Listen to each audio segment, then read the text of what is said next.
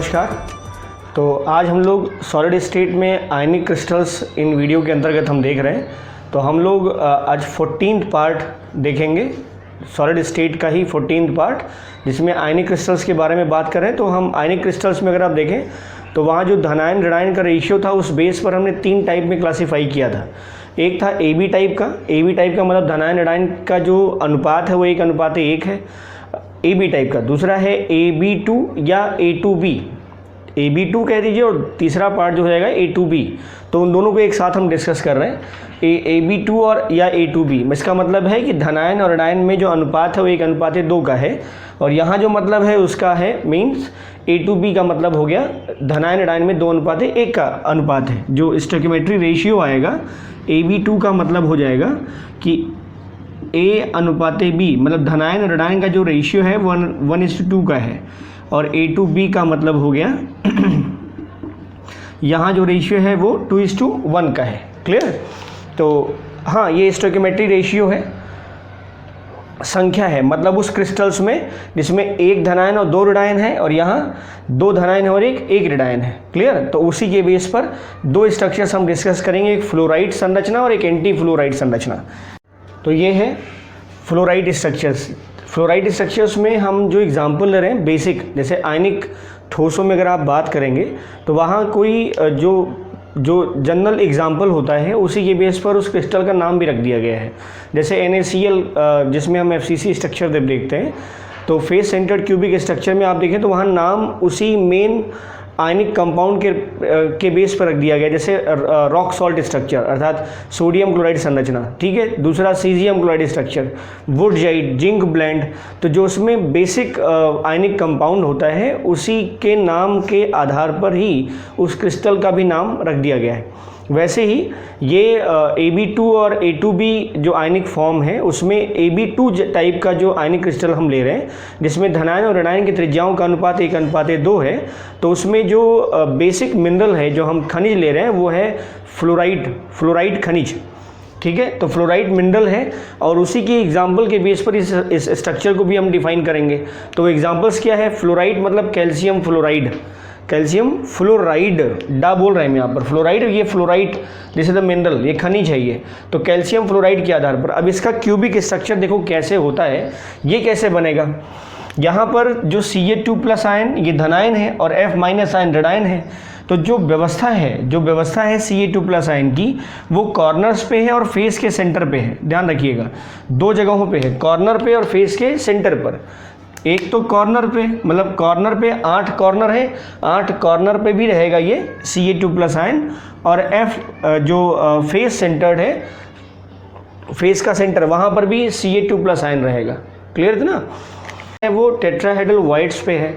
एक face centred cubic structure में अगर आप देखें तो टेट्राहेड्रल वाइड्स होते कहाँ हैं? टेट्राहेड्रल वाइड्स जो हैं वो जो डाइगन होता है, डाइगन मतलब घन के अंदर का जो विकर्ण होता है, तो एक विकर्ण पर 2 टेट्राहेड्रल वाइड होते हैं। जी हाँ, एक विकर्ण पर 2 टेट्राहेड्रल वाइड, मतलब अगर यहाँ होगा तो एक 3/4 पार्ट पे वहाँ होगा, उधर से जाओगे 3/4 पार्ट यहाँ मिलेगा, और इसी डाइगन पर इधर से जाएंगे 3/4 पार्ट वहाँ मिलेगा। ठीक है। तो एक डाइगन पर 2 टेट्राहेड्रल वाइड होते हैं, और क्यूब के अंदर कुल 4 डाइगन होते हैं। तो टेट्राहेड्रल वाइड के नंबर्स हो गए 8, टेट्राहेड्रल वाइड्स के नंबर हो गए 8। एक फार्मूला हमने इनिशियली बताया था आपको कि जो अगर घटक परमाणुओं की संख्या हमें मिल जाए, घटक परमाणुओं की संख्या मिल जाए, तो हम टेट्राहेड्रल वाइड मतलब चतुष्फलकीय छिद्र और अष्टफलकीय छिद्रों की संख्या हम आसानी से बता सकते हैं। तो अगर परमाणुओं की संख्या, घटक कणों की संख्या n हो, तो चतुष्फलकीय छिद्रों की संख्या हो जाती है 2n, और अष्टफलकीय छिद्रों की संख्या हो जाती है n। क्लियर? घटक परमाणुओं की संख्या अगर n है तो चतुष्फलकीय छिद्रों की संख्या हो जाएगी 2n, और अष्टफलकीय छिद्रों की संख्या हो जाएगी n। यही तो था। अगर नंबर ऑफ एटम्स जो है, नंबर ऑफ और आयंस, तो यहाँ नंबर ऑफ एटम्स अगर n नंबर में है, कैपिटल N, तो नंबर ऑफ टेट्राहेड्रल वाइड मतलब जो चतुष्फलकीय छिद्र हैं, चतुष्फलकीय छिद्र, नंबर ऑफ टेट्राहेड्रल वाइड के फॉर्मूले हो जाएंगे 2n। तो नंबर ऑफ ऑक्टाहेड्रल वाइड इसकी संख्या हो जाएगी n के बराबर। क्लियर? तो 1 नंबर ऑफ एटम्स और आयंस या जो भी कॉन्स्टिट्यूएंट पार्टिकल्स है सॉलिड स्टेट में, वो अगर n है तो चतुष्फलकी छिद्रों की संख्या हो जाएगी 2n और अष्टफलकी छिद्रों की संख्या हो जाएगी n। क्लियर? तो अगर हमें नंबर ऑफ एटम्स मिल जाए या नंबर ऑफ आयंस मिल जाए किसी क्रिस्टल्स में तो वहाँ टेट्राहेड्रल वाइड और ऑक्टाहेड्रल वाइड के नंबर्स बताए जा सकते हैं। आइए देखते हैं हम लोग। ये है CaF2 का स्ट्रक्चर जिसमें Ca2+ कॉर्नर पे है और फेस के सेंटर पे है, ठीक, और F- जो है वो टेट्राहेड्रल वाइड पे है। अब अगर हम Ca2+ और F- का रेडियस, आयनिक रेडियस अगर हम चेक करें और उसको कंपेयर करें तो होता क्या है, इसका रेडियस अप्रॉक्सीमेटली 1.06 एंगस्ट्रॉम होता है और इसका रेडियस 1.014 एंगस्ट्रॉम होता है। तो ये Ca2+ आयनिक रेडियाई हम बता रहे हैं, तो ये आयनिक रेडियाई जो है 1.06 एंगस्ट्रॉम कैल्शियम आयन का है और F- का आयनिक रेडियाई है 1.14 एंगस्ट्रॉम। अगर इसको आप डिवाइड करो तो रेशियो अप्रॉक्सीमेटली 1 आएगा, है ना, नियर अबाउट टू 1 यहाँ पर, ठीक है इतना।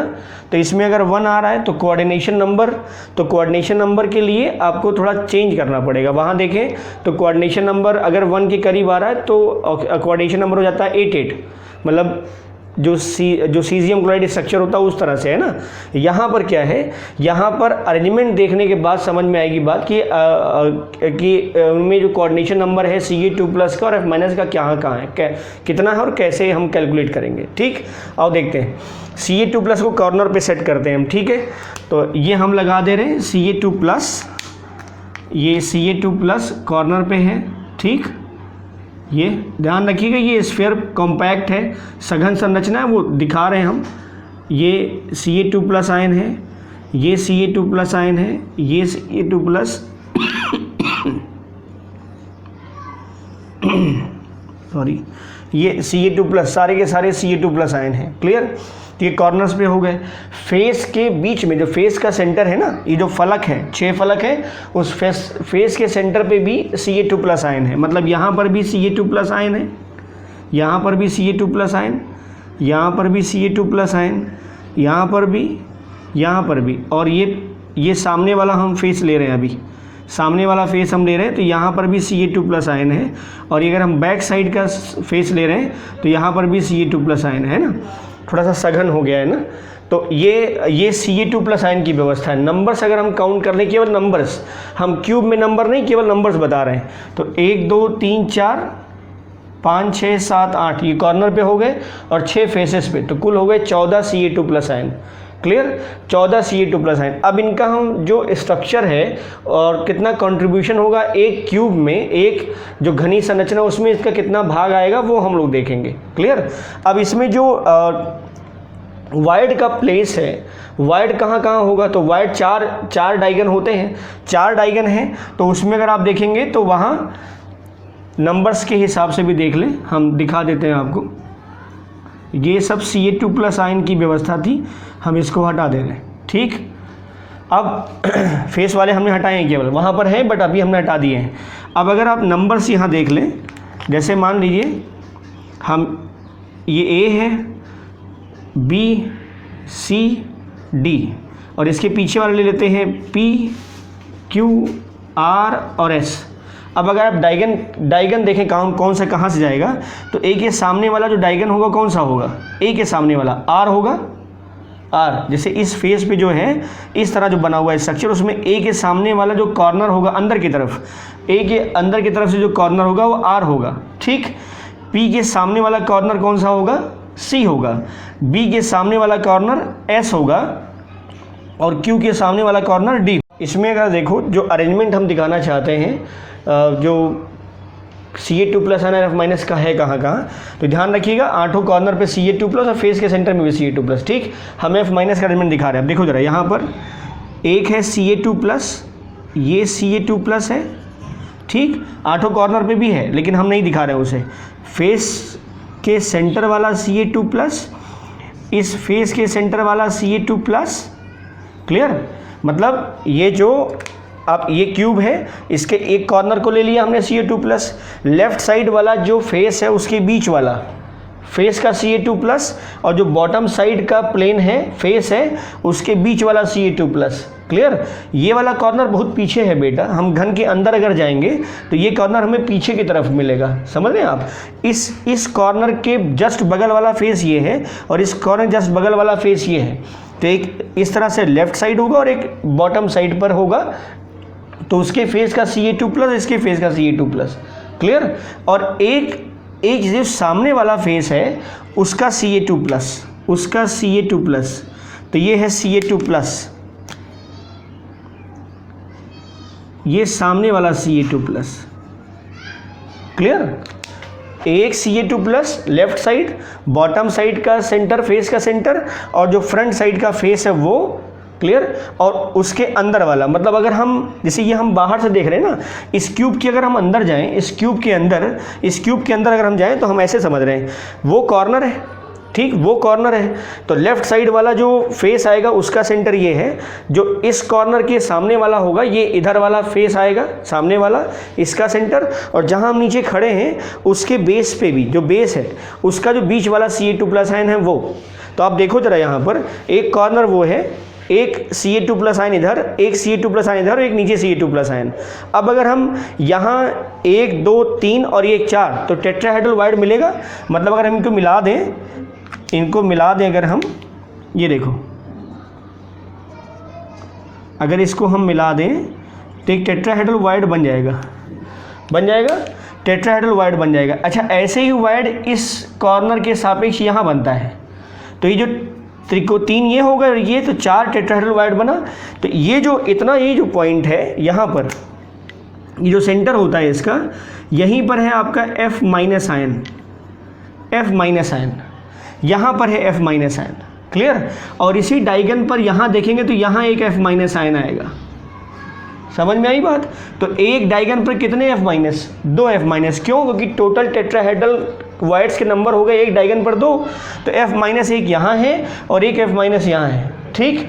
ध्यान रखिए यहाँ पर त्रिज्या जो है वो लगभग सेम है, इसलिए प्लेस एक्वायरिंग जो है वो वाइड्स के लिए स्पेशली होता है पॉजिटिव आयंस, लेकिन यहाँ पर F- आयन जो है वो एक्वायर कर रहा है उस टेट्राहेड्रल वाइड्स के स्पेस को, टेट्राहेड्रल वाइड के स्पेस को F- एक्वायर कर रहा है, क्लियर। ये फ्लोराइड स्ट्रक्चर्स की हम बात कर रहे हैं। तो ये है Ca2+, and this is Ca2+। तो ये सब के सब है Ca2+ आयन, और ये जो आयन दिख रहा है वो है F- आयन, क्लियर। तो टेट्राहेड्रल वाइड्स यहाँ पर भी और इस तरफ भी। टोटल नंबर ऑफ वाइड्स कितने हो गए? 4 डायगन है, तो टोटल नंबर ऑफ वाइड्स हो गए 8।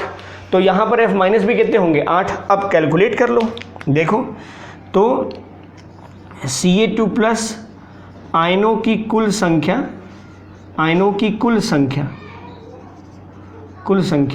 अब देखो 8 कॉर्नर पे है, इतना ठीक है।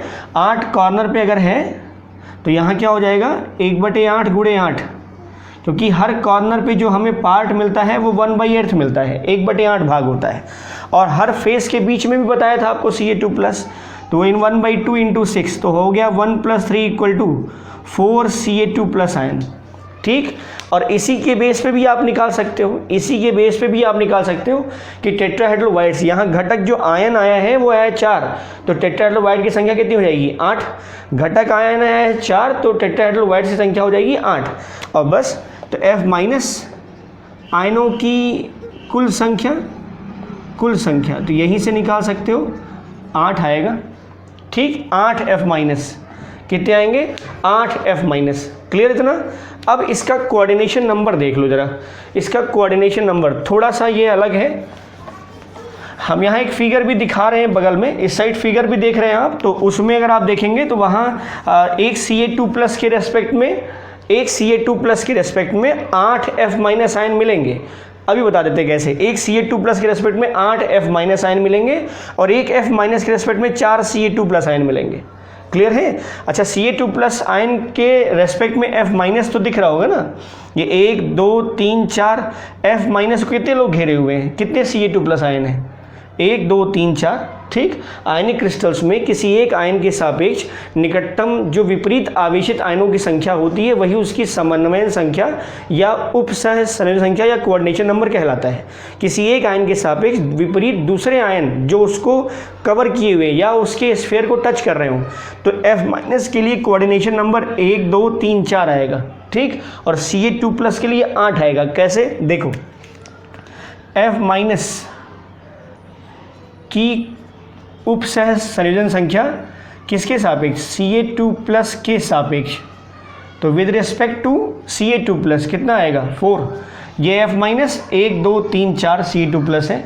अब अगर आप Ca2+ की कोऑर्डिनेशन नंबर या समन्वयन संख्या देखेंगे F माइनस के सापेक्ष, ठीक है, तो ये कितना आएगा। अब देखो ज़रा होता क्या है, जैसे ये है बॉल, ठीक, अब अगर आप इसको अगर हम कट करते हो, हम कट करें अगर, तो अभी कट करें तो ये 1/2 हो जाएगा, फिर कट करें तो 1/4 हो जाएगा, फिर कट करें तो 1/8 आएगा। क्लियर, मतलब इससे हम 1/8 के 8 टुकड़े बना सकते हैं, इस बॉल से 1/8 के 8 टुकड़े बना सकते हैं। इतना ठीक है, 1/8, ध्यान से सुनिएगा, इसे 1/8 के 8 टुकड़े बना सकते हैं। अब ज़रा देखो, ये जो है, ये यहाँ पर ये बॉल हमने ली है, ये बॉल हमने ली है। अब इसके ये जो मतलब क्यूब है, जिस क्यूब के बारे में हम बात कर रहे हैं, ये क्यूब यहाँ पर इस Ca2+ आयन का इसके पास सिर्फ और सिर्फ 1/8 भाग है ना, 1/8 भाग है।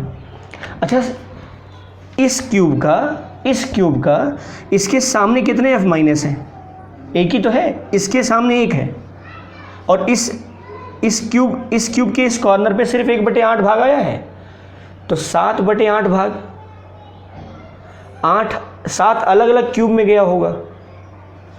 मेरी बात समझ रहे हैं, जैसे ये बॉल है, अगर इसको हम 8 मतलब 3 बार काट रहे हैं, तो पहला 1/2, नेक्स्ट 1/4 और उसके बाद फिर 1/8, तो अगर 1/8 एक भाग आया है ना, तो ऐसे ही 1/8 के 7 पार्ट और तो होंगे, ठीक है ना। जैसे अगर इसको हमने काटा है इस बॉल को, तो 1/8 भाग एक आया, फिर 1/8 भाग, फिर 1/8 भाग, फिर 1/8 भाग, तो ऐसे 8 बार होंगे ना। अगर उनको मिला दें तो हमें ये बॉल मिल जाएगा, अगर उनको हम अलग अलग कर दें तो ये 1/8 भाग आ रहा है। अब अगर आप देखो, ये जो क्यूब है, इस क्यूब के हिस्से में 1/8 भाग आया है, इसी बॉल की हम बात करें, ध्यान रखिएगा, इसी Ca2+ आयन की, तो इसके सामने कितने F माइनस है, एक, सिर्फ एक है ना, एक।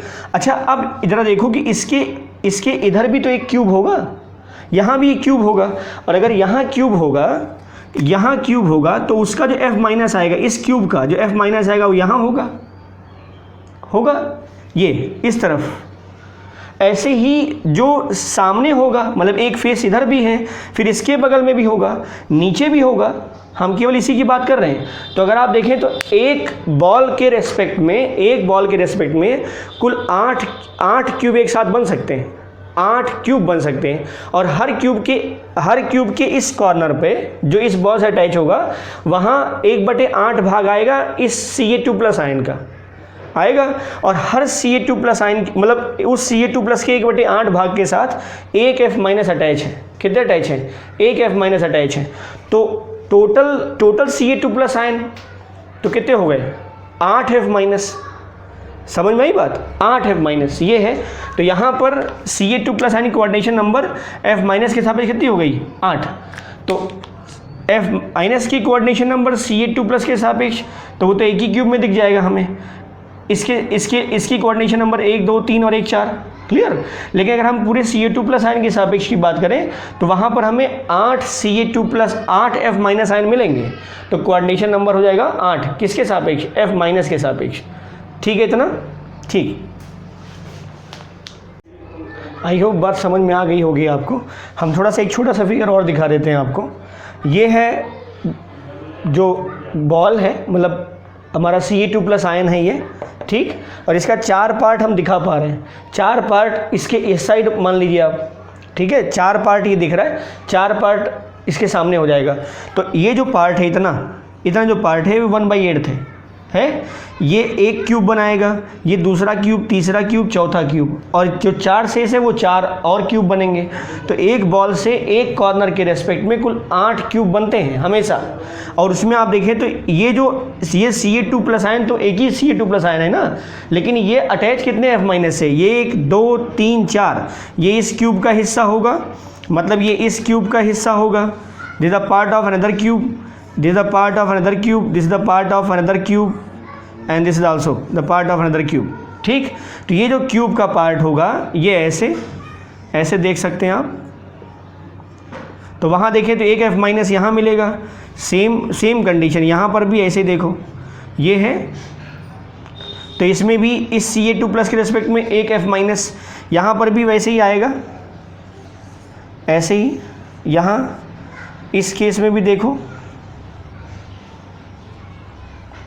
हाँ ऐसे, ये देखो, तो इस केस में भी यहाँ इस कॉर्नर के रेस्पेक्ट में इसी बॉल के लिए या इसी Ca2+ आयन के लिए F- यहाँ, और वही बात यहाँ पर। तो इस 4 पार्ट के लिए 4 F-, तो 4 और जो पार्ट हैं उसमें भी, क्योंकि 4 यहाँ क्यूब होगा, 4 सामने होगा, तो जब 4 सामने क्यूब होंगे तो उसमें भी F-4 आएंगे। तो एक Ca2+ आयन के रेस्पेक्ट में 8 F- होंगे। तो कोऑर्डिनेशन नंबर Ca2+ का F- के रेस्पेक्ट में 8। ये इंपॉर्टेंट बहुत है एक्चुअली, कॉम्पिटिटिव एग्जाम में इनसे बहुत क्वेश्चंस आते हैं फ्लोराइड और एंटी फ्लोराइड के स्ट्रक्चर्स को लेकर के, इसलिए थोड़ा हमने एम्फेसाइज ज़्यादा किया है इस पर। तो F- के रेस्पेक्ट में कोऑर्डिनेशन नंबर 4 और Ca2+ आयन के रेस्पेक्ट में Ca2+ आयन के कोऑर्डिनेशन नंबर F- के रेस्पेक्ट में 8। क्लियर है। अब इसमें कुछ एग्जाम्पल देख लीजिए आप, और भी हैं, जैसे बेरियम का फ्लोराइड, वो भी इसी कैटेगरी में आएगा। बेरियम का फ्लोराइड, बेरियम का क्लोराइड, स्ट्रॉन्सियम का फ्लोराइड, मर्क्यूरिक का fluoride, mercuric fluoride, lead fluoride, ये सब के सब जो है फ्लोराइड स्ट्रक्चर्स एक्वायर करते हैं। ठीक है, फ्लोराइड स्ट्रक्चर से एक्वायर करते हैं। तो ध्यान रखेंगे जो नंबर्स हैं वो 4 Ca2+ और 8 F-, तो रेशियो आएगा 1:2 का।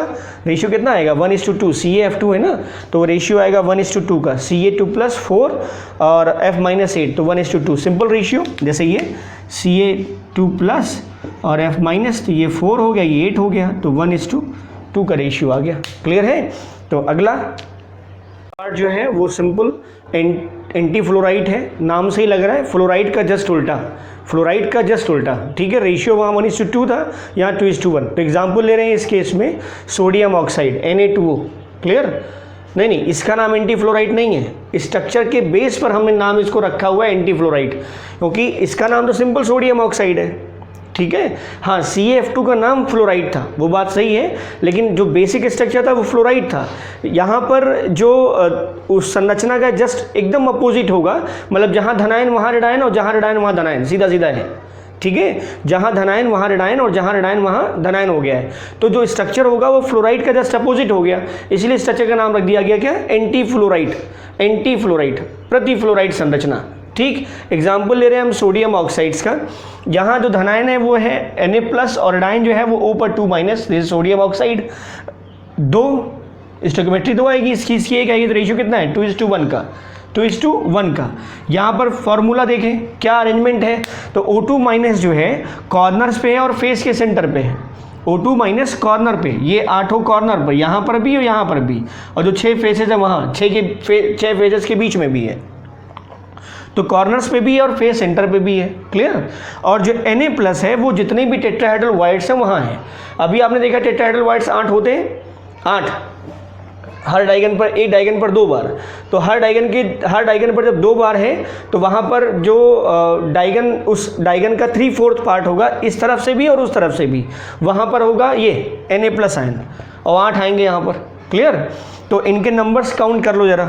तो O2- की संख्या अगर हम देखें, O2- की संख्या, तो यहाँ क्या हो जाएगा? हर कॉर्नर पर 1/8 नंबर ऑफ कॉर्नर, और हर फेस पर नंबर ऑफ फेस, तो 1 + 3 = 4 O2- आयन।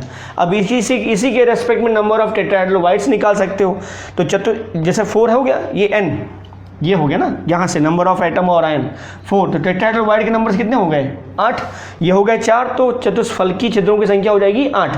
अब Na+ की संख्या देख लो, Na+ की संख्या, तो अभी आपने बताया कि चतुष्फलकी छिद्रों की संख्या 8 होगी ना, तो बस सिंपल हो तो गया। चतुष्फलकी छिद्रों की संख्या, हर चतुष्फलकी छिद्र पर Na+ आयन उपस्थित है, हर चतुष्फलकी छिद्र पर Na+ आयन उपस्थित, मतलब जितने भी टेट्राहेड्रल वाइड्स हैं they are occupied by Na+ ion. Clear.